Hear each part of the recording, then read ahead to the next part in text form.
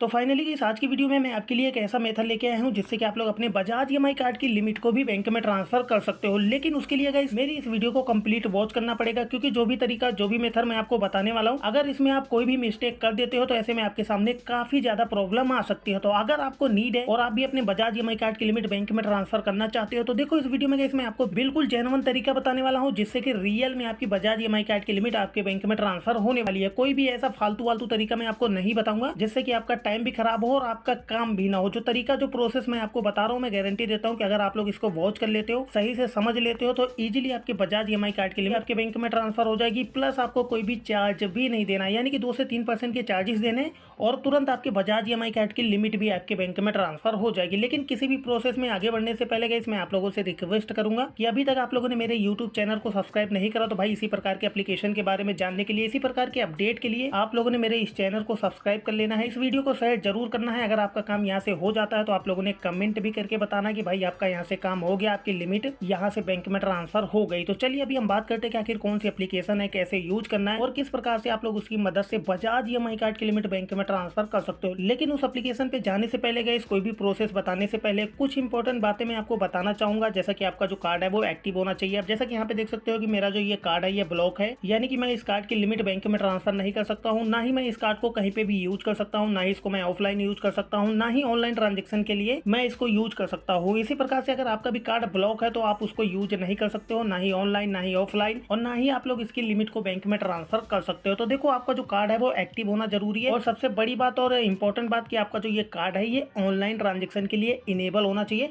यानी कि फ्लिपकार्ट और अमेजोन पे ये वर्किंग होना चाहिए, तभी आप लोग इसकी लिमिट को बैंक में ट्रांसफर कर पाएंगे। तो देखो जैसा कि मेरा जो कार्ड है ये ब्लॉक है, हालांकि मैं आपको ट्रांजेक्शन करके नहीं दिखा पाऊंगा, लेकिन हाँ मैं आपको पूरा तरीका बता दूंगा, पूरा प्रोसेस बता दूंगा। तो चलिए अभी हम चलते हैं एप्लीकेशन पे और आपको बताते हैं कंप्लीट प्रोसेस की कौन सी एप्लीकेशन है, कैसे यूज करना। तो चलिए अभी हम जो है एप्लीकेशन को ओपन कर लेते हैं। देखो इस एप्लीकेशन का लिंक मैं आपको इस वीडियो के डिस्क्रिप्शन में दे दूंगा, तो आप लोगों ने उस पर क्लिक करके एप्लीकेशन को डाउनलोड कर लेना है। जो कि बात करें एप्लीकेशन के नाम की, तो एप्लीकेशन का नाम है यहाँ पर।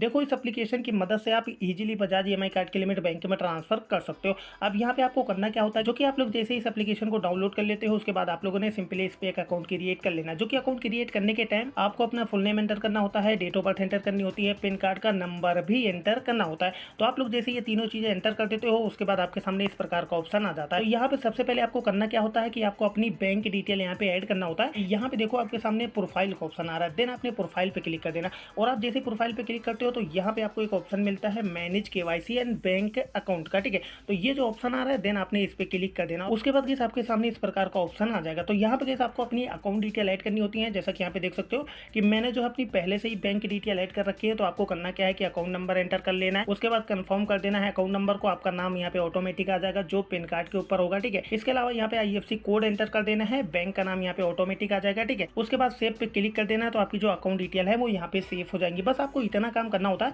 अब देखो यहाँ पे प्रोसेस क्या है, आपको करना क्या होता है। तो यहाँ पे इस एप्लीकेशन का बेसिक काम क्या है कि यहाँ पे आपको प्रोडक्ट परचेज करने होते हैं। अब काफी लोग बोलेंगे कि भाई हमें प्रोडक्ट का करना क्या है, यानी कि हमें कोई भी प्रोडक्ट नहीं लेना है, हमें तो अपनी लिमिट को बैंक में ट्रांसफर करना है। तो देखो यहाँ पे ये जो भी प्रोडक्ट आ रहे हैं ना, ये आपको अपने लिए परचेज नहीं करने होते हैं, ठीक है। सबसे पहले तो मैं आपको यहाँ पे जो है पेमेंट प्रूफ वगैरह दिखा दूं कि भैया मैंने भी इस पे ट्रांजेक्शन कर रखा है।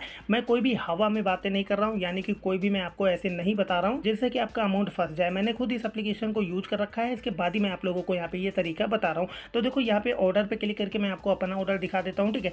यहाँ पे मैंने भी कितनी बार इस एप्लीकेशन को यूज कर रखा है देख सकते हो, ठीक है। देख सकते हो कि ये जो ऑर्डर मैंने लगा रखे थे इनकी पेमेंट ऑलरेडी मेरे बैंक में आ चुकी है, ठीक है। इनके अलावा ये जो रेड कलर में यहाँ पे कैंसिल का ऑप्शन आ रहा है, इन प्रोडक्ट को मैंने कैंसिल करा हुआ है प्राइस मिस मैच के कारण, ठीक है। इनका भी रीजन होता है यहाँ पे, ठीक है। तो ये भी मैं आपको दिखा देता हूँ। और भी नीचे स्क्रॉल डाउन करता हूँ, ये देख सकते हो कि ये प्रोडक्ट भी मैंने यहाँ पे परचेज करा था, जिसकी पेमेंट ऑलरेडी मेरे बैंक में चली गई। इसकी भी पेमेंट मेरे बैंक में चली गई थी, इसकी भी पेमेंट मेरे बैंक में चली गई, ठीक है।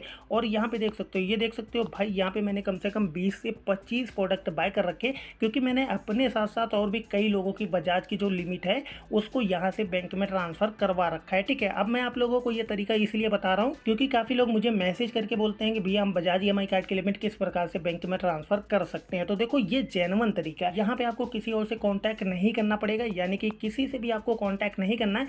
जस्ट जो प्रोसेस मैं आपको बता रहा हूँ इसी को आपने फॉलो करना है, ठीक है। ये देख सकते हो ये है मेरी ऑर्डर हिस्ट्री। इसके अलावा दिखाऊँ मैं आपको पेमेंट हिस्ट्री, तो यहाँ ट्रांजेक्शन में चलते हैं। ट्रांजेक्शन में चल के मैं आपको यहाँ पे पेमेंट हिस्ट्री दिखा देता हूँ। तो यहाँ पे हम आ चुके हैं अपने ट्रांजेक्शन हिस्ट्री पे और यहाँ पे देख सकते हो कि मेरा जो है एक ऑर्डर यहाँ पे अभी भी लगा हुआ है, जो कि यहाँ पे देख सकते हो कि 18,783 का मेरा एक ऑर्डर यहाँ पे पहले से ही लगा है, जो कि मैंने इस प्रोडक्ट को बजाज EMI कार्ड से परचेज कर रखा है। हालांकि ये EMI कार्ड मेरा नहीं है, किसी और का है, किसी और ने मुझे व्हाट्सएप पे कांटेक्ट करा था, तो उसके लिए मैंने यहाँ पे ऑर्डर लगा दिया था, जिसकी पेमेंट यहाँ पे देख सकते हो कि मेरे वॉलेट में ऐड हो चुकी है। हालांकि ये पेमेंट अभी मेरे बैंक में ट्रांसफर नहीं होगी, जो प्रोसेस मैं आपको बताऊंगा ये प्रोसेस पूरा कंप्लीट होने के बाद तभी ये पेमेंट आपके बैंक में ट्रांसफर करी जाती है। तो देखो ये रही मेरी ट्रांजेक्शन हिस्ट्री, भैया कोई भी फेक नहीं है, बिल्कुल जेन्युइन ट्रांजेक्शन हिस्ट्री है, ठीक है। यहाँ पे देख सकते हो कि मैंने कितनी बार यहाँ पे यूज कर रखा है और अभी भी यहाँ पे देख सकते हो कि मेरे वॉलेट में 18,783 रुपए का बैलेंस पड़ा हुआ है, ठीक है। यहाँ पे देखो कि आपको करना क्या होता है और किस प्रकार से आप लोग अपने बजाज EMI कार्ड की लिमिट बैंक में ट्रांसफर कर सकते हो। तो देखो उसके लिए आपको आ जाना है होम पेज पे। अब यहाँ पे देखो कि आपको बेसिक सा प्रोडक्ट ही परचेज करना होता है।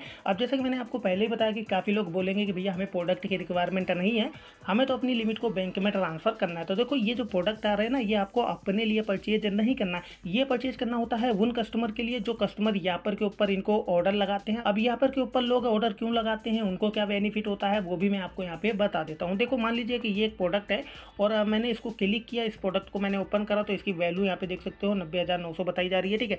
और इसको हम स्क्रॉल डाउन करते हैं, यहाँ पे देखो कि यूजर यापर के ऊपर ऑर्डर क्यों लगाते हैं, उनका क्या बेनिफिट होता है। अब ये जो प्रोडक्ट है ये है 90,900 का, ठीक है। यहाँ पे ऊपर देखो 90,900 का ये प्रोडक्ट है। स्क्रॉल डाउन करेंगे तो यहाँ पे देखो कि इस पे जो है 13,444 रुपए का डिस्काउंट है। अब अगर आप इस प्रोडक्ट को परचेज करते हो, बजाज EMI कार्ड से पेमेंट करते हो, तो आपको तो पूरी पेमेंट करना पड़ेगा, जो कि यहाँ पे 90,900 रुपये आपको पेमेंट करना पड़ेगा, ठीक है। लेकिन आपको जो पेमेंट मिलेगी वो मिलेगी यहाँ पे 77,456 रुपये की, यानी कि ये जो डिस्काउंट आ रहा है ना प्रोडक्ट के ऊपर, ये आपको नहीं मिलता है, ये मिलता है उस यूजर को जिस यूजर का ये प्रोडक्ट है। तो इसलिए लोग यहाँ पे ऑर्डर लगाते हैं, क्योंकि उनको जो है ये डिस्काउंट का बेनिफिट होता है, ठीक है।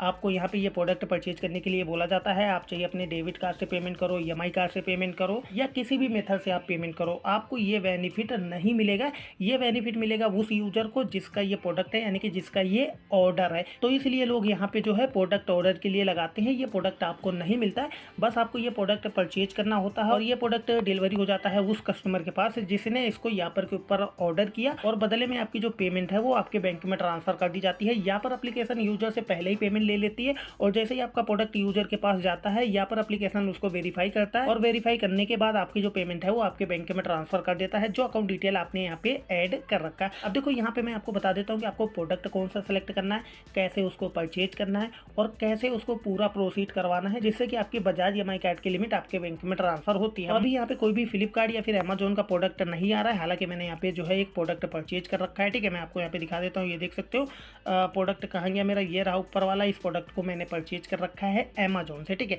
जो कि मैं आपको यहाँ पे दिखा देता हूँ। अमेजोन से इस प्रोडक्ट को मैंने परचेज कर रखा है, देख सकते हो अमेजोन से मैंने इस प्रोडक्ट को परचेज कर रखा है, जो कि इसकी मैंने यहाँ पे ऑर्डर ID वगैरह फिलअप कर रखी है। तो देखो यहाँ पे अभी कोई ऐसा प्रोडक्ट नहीं आ रहा है जिसका प्रोसेस मैं आपको यहाँ पे करके दिखाऊँ, लेकिन हाँ मैं आपको तरीका बता देता हूँ। अगर आपके समझ में आए तो आपने इसको फॉलो कर लेना, और अगर आपके सामने कोई दिक्कत आए तो आप लोग मुझसे कमेंट करके पूछ सकते हो, मैं दोबारा से आपको यहाँ पे बता दूंगा। और अगर आपको ज़्यादा ही दिक्कत आ रही है तो देखो मेरे टेलीग्राम पे चले जाना, टेलीग्राम पे मेरा व्हाट्सअप नंबर मिल जाएगा, तो मुझे व्हाट्सअप पे मैसेज कर देना, तब भी मैं आपको गाइड कर दूंगा, ठीक है। तो देखो यहाँ पे बहुत सारे प्रोडक्ट आ रहे हैं, आपको जस्ट प्रोडक्ट ही परचेज करना होता है, और प्रोडक्ट किस प्रकार से परचेज करना होता है वो भी मैं आपको बता देता हूँ। यहाँ पे मैं आपको दिखा देता हूँ। मान लीजिए कि ये प्रोडक्ट है एक जो है अमेजोन का, तो आपने करना क्या है कि इस पर क्लिक करना है और यहाँ पे इसकी वैल्यू चेक कर लेना है अपने लिमिट के अकॉर्डिंग, यानी कि जितनी भी लिमिट आपको बैंक में ट्रांसफर करना है उसके अकॉर्डिंग यहाँ पे प्रोडक्ट आपको सेलेक्ट कर लेना है।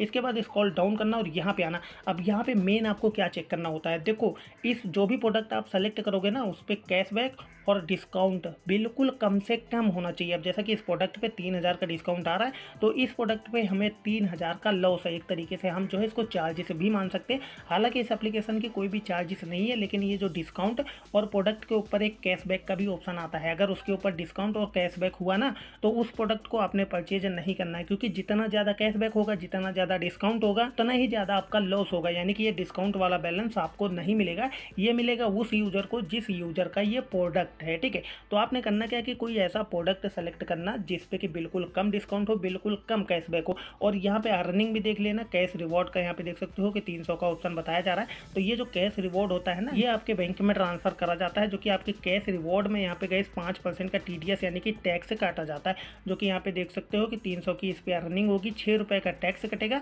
और 294 रुपये आपके बैंक में ट्रांसफ़र करे जाएंगे, जो कि ये अमाउंट भी आपके टोटल अमाउंट में यानी कि इस अमाउंट पे ही जोड़ के भेजा जाता है। ठीक है, तो इस चीज़ का अपने यहाँ पे ध्यान रखना कि आप जो भी प्रोडक्ट सेलेक्ट कर रहे हो उस पर कैशबैक और डिस्काउंट बिल्कुल कम होगा।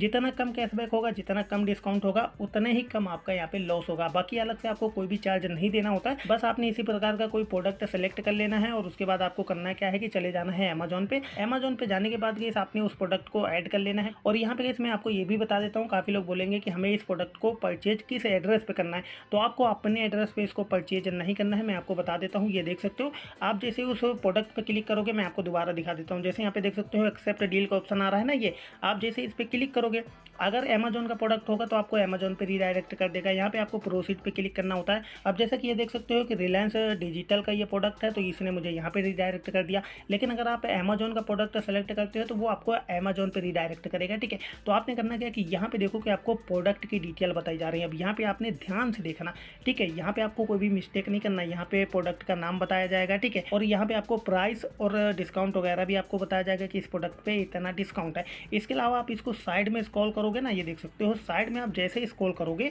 तो यहाँ पे भैया डिलीवरी डिटेल आपको बताई जा रही है। यहाँ पे ध्यान से देखो कि यहाँ पे आपको डिलीवरी डिटेल बताई जा रही है, जैसा कि कस्टमर का नाम हो गया, कस्टमर का एड्रेस हो गया, बस मोबाइल नंबर यहाँ पे आपका रहता है क्योंकि सारी डिटेल कस्टमर की रहती है, नाम एड्रेस सब चीज़ें यहाँ पे कस्टमर की रहेंगी। मोबाइल नंबर आपका इसलिए रहता है जैसे ये प्रोडक्ट आउट फॉर डिलीवरी के लिए निकलता है या फिर कस्टमर के पास डिलीवरी के लिए जाता है, तो आपके इस मोबाइल नंबर पर एक OTP आता है, डिलीवरी OTP। तो उस OTP को आपको यहाँ पर एप्लीकेशन पे फिलअप करना होता है। आपको किसी को देना नहीं होता है, नहीं डिलीवरी बॉय को देना होता है, आपको इस एप्लीकेशन में फिलअप करना होता है और उसके बाद ये प्रोडक्ट कस्टमर को मिल जाता है। और जैसे ही आपकी डिलीवरी कंफर्म हो जाती है, देखो सारी जिम्मेदारी इस एप्लीकेशन की रहती है, आपकी पेमेंट कहीं नहीं जाती है। ठीक है, आपको ये तो टेंशन बिल्कुल भी नहीं लेना है कि प्रोडक्ट वहाँ पे डिलीवरी हो गया, पता नहीं हमारी पेमेंट मिलेगी या फिर नहीं मिलेगी, ऐसा कुछ नहीं है भाई। यहाँ पे कस्टमर की डिटेल आपको मिल जाएंगी, ठीक है, नाम मिल जाएगा, एड्रेस मिल जाएगा, बस मोबाइल नंबर यहाँ पे आपका रहेगा। तो इस चीज़ का आपने ध्यान रखना, इसी एड्रेस को ऐड करके इसी एड्रेस पे आपको प्रोडक्ट परचेज करना है, यानी कि इसी एड्रेस को आपको डिलीवरी एड्रेस के लिए सेलेक्ट करना है और इसी एड्रेस पे आपको प्रोडक्ट ऑर्डर कर देना है। देखो आप लोग जैसे ही प्रोडक्ट ऑर्डर कर देते हो उसके बाद आपने बैक आ जाना और उस प्रोडक्ट की जो ऑर्डर आईडी है ना, जैसे कि मैं आपको दिखा देता हूँ, जैसे ही आप बैक आ जाते हो उसके बाद आपको ऑर्डर पे क्लिक करना होता है। ऑर्डर पे आप जैसे क्लिक करते हो उसके बाद देखो कि जो भी प्रोडक्ट आप ऑर्डर लगाते हो ना वो यहाँ पे आ जाएगा। जैसा कि मैं आपको इस प्रोडक्ट को सेलेक्ट करके बता रहा था, जो कि मैंने इसको ऑर्डर नहीं करा, यहाँ पे देख सकते हो इसकी ऑर्डर आईडी मांग रहा है। लेकिन आप प्रोडक्ट को ऑर्डर कर दोगे तो उसकी ऑर्डर आईडी कॉपी करना और यहाँ पे लाके पेस्ट कर देना। ठीक है, पेस्ट करके आप सेव पे क्लिक कर देना, तो आपका जो प्रोडक्ट है वो यहाँ पे एक्सेप्ट हो जाएगा। एक्सेप्ट होने का मतलब है कि आपका जो अमाउंट है वो यहाँ ट्रांजेक्शन में आना। ट्रांजेक्शन में आप जैसे ही ऑर्डर आईडी यहाँ पे फिलअप कर दोगे ना, उसके बाद आपका जो अमाउंट है वो यहाँ पे शो होने लगेगा। अब जैसा कि मेरा जो अमाउंट है वो यहाँ पे शो हो रहा है, देख सकते हो यहाँ पे शो हो रहा है और यहाँ पे शो हो रहा है। तो आप लोग जैसे ही ऑर्डर आईडी को फिलअप करोगे आपका अमाउंट यहाँ पे शो होने लगेगा। ठीक है, जितना भी अमाउंट आपके बैंक में ट्रांसफर होने वाला होगा वो यहाँ पे शो होने लगेगा। अब जस्ट आपने करना क्या है कि दोबारा आना ऑर्डर पे। ऑर्डर पे आने के बाद गाइस यहाँ पे आगे का प्रोसेस मैं आपको बता देता हूँ। ठीक है, आपने ऑर्डर आईडी फिलअप कर दिया, ऑर्डर आईडी फिलअप करने के बाद दोबारा से जाना उस प्रोडक्ट पे, प्रोडक्ट को ओपन कर लेना। प्रोडक्ट को आप जैसे ही ओपन करेंगे उसके बाद इस प्रकार का ऑप्शन आ जाएगा। यहाँ पे देखो कि ट्रैकिंग आईडी मांगी जा रही है, हालांकि अभी हमारा जो प्रोडक्ट है वो आउट फॉर डिलीवरी के लिए यानी कि शिपिंग नहीं हुआ, तो अभी हमारे पास ट्रैकिंग आईडी नहीं है। लेकिन आपके पास जैसे ट्रैकिंग आईडी आ जाती है आपको एप्लीकेशन पे जाके चेक करना है और अगर ट्रैकिंग आईडी वहाँ पे शो हो रही है तो उसको वहाँ से कॉपी करके यहाँ पे फिलअप करके देन सेव पे क्लिक कर देना। सेव पे क्लिक करने के बाद मैं आपको यहाँ पे अपना वो वाला जो है प्रोडक्ट दिखा देता हूँ जो डिलीवरी हुआ है। ठीक है, मैंने इसको ओपन कर लिया। ठीक है, और यहाँ पे मैं आपको सही ढंग से समझा देता हूँ। देखो सबसे पहले आपने प्रोडक्ट को परचेज कर लिया, ठीक है, यानी कि डील को एक्सेप्ट कर लिया, प्रोडक्ट को ऑर्डर कर दिया, उसके बाद इसकी ऑर्डर आईडी यहाँ पे फिलअप कर दिया। ठीक है, उसके बाद स्क्रॉल डाउन करना है और यहाँ पे आपको ट्रैकिंग आईडी फिलअप करना होता है और ट्रैकिंग आईडी आप लोग जैसे ही फिलअप कर देते हो और जैसे ही आपका जो ऑर्डर है वो आउट फॉर डिलीवरी के लिए निकलता है तो आपके मोबाइल नंबर पे एक 6 डिजिट का OTP आता है। तो उस OTP को भी आपको यहाँ पे फिलअप करके सेव पे क्लिक कर देना है और जैसे ही आपने OTP को फिलअप करके सेव पे क्लिक करा उसके बाद आपका जो प्रोडक्ट है वो डिलीवरी हो जाता है। और प्रोडक्ट डिलीवरी होने के बाद गए से 10 से 15 मिनट बाद आपको जाना है अपने अमेजोन पे और अमेजोन पे जाने के बाद गई आपको उस प्रोडक्ट का इनवॉइस और वारंटी कार्ड को डाउनलोड कर लेना है और यहाँ पे लाके अपलोड कर देना है। आप लोग जैसे ही दोनों के PDF यहाँ पे अपलोड करके डिलीवरी पे क्लिक कर देते हो यानी कि फिनिश ऑर्डर पे क्लिक करते हो तो उसके बाद आपका ऑल प्रोसेस यहाँ पे कंप्लीट हो जाता है। इसके बाद आपको कुछ नहीं करना होता है, जस्ट आपको वेट करना होता है। अब गाइस यहाँ पे मैं आपको बता देता हूँ कि अगर आप इस प्रोसेस को कंप्लीट कर लेते हो तो कितना समय लगता है आपकी पेमेंट को आपके बैंक में ट्रांसफर होने के लिए, जो कि 3 से लेके 5 दिन का समय लगता है इस पेमेंट को बैंक में ट्रांसफर होने के लिए। इस दिन आपका ऑल प्रोसेस कंप्लीट हो जाएगा, इनवॉइस वगैरह आप लोग यहाँ पे अपलोड कर देंगे। उसके बाद 3 से 4 दिन आपको वेट करना होगा। 3 से 4 दिन के अंदर आपकी जो पेमेंट है वो आपके बैंक में ट्रांसफर कर दी जाती है। जो कि मैंने आपको ऑलमोस्ट सारा ही प्रोसेस बता दिया कि कैसे आपको परचेज करना है, कैसे आपको प्रोसीड करवाना है। कोई लंबा चौड़ा प्रोसेस नहीं है, जस्ट यहाँ पे कस्टमर का एड्रेस मिलता है, उसको अमेजोन पे ऐड करना है, मोबाइल नंबर वगैरह आपको अपना ऐड करना है और उसी एड्रेस पे आपको प्रोडक्ट ऑर्डर कर देना है। जो कि जैसे आपका ऑर्डर लग जाता है, जस्ट आपको थोड़ा सा स्टेप यहाँ पे करना होता है, जैसे कि ऑर्डर आईडी फिलअप करनी होती है, ट्रैकिंग आईडी फिलअप करनी होती है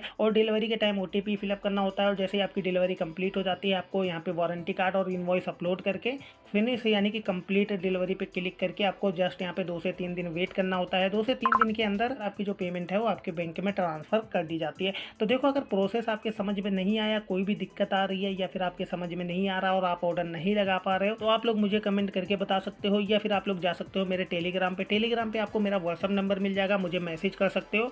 और जो भी आपको दिक्कत आ रही होगी, ऑर्डर लगाना नहीं आ रहा है या फिर प्रोसेस आपके समझ में नहीं आ रहा है, तो वहाँ पे मैं आपकी पूरी हेल्प कर दूंगा, जिससे कि आपके बजाज ईएमआई कार्ड की लिमिट आपके बैंक में ट्रांसफर हो जाए। बाकी गाइस, आपको ये इन्फॉर्मेशन, ये एप्लीकेशन कैसा लगा जहाँ से बजाज ईएमआई कार्ड की लिमिट भी बैंक में ट्रांसफर हो सकती है, तो आप लोग कमेंट करके जरूर बताइए। लेकिन गाइस, मैं आपसे एक रिक्वेस्ट करूंगा कि आप लोग मेरे इस चैनल को सब्सक्राइब जरूर करिए भाई, वीडियो को लाइक जरूर करिए। बाकी मिलते हैं नेक्स्ट वीडियो में। Thanks for watching.